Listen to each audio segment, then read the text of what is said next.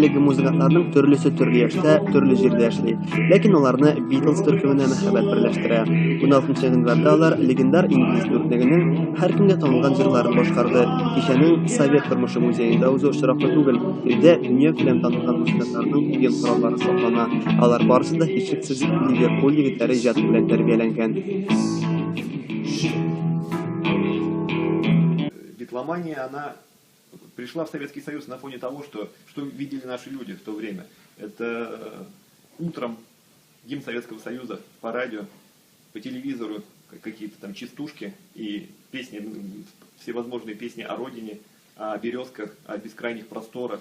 И редко какие-то эстрадные шлягеры а-ля западные, какие-то вот исполнители выходили с такой музыкой.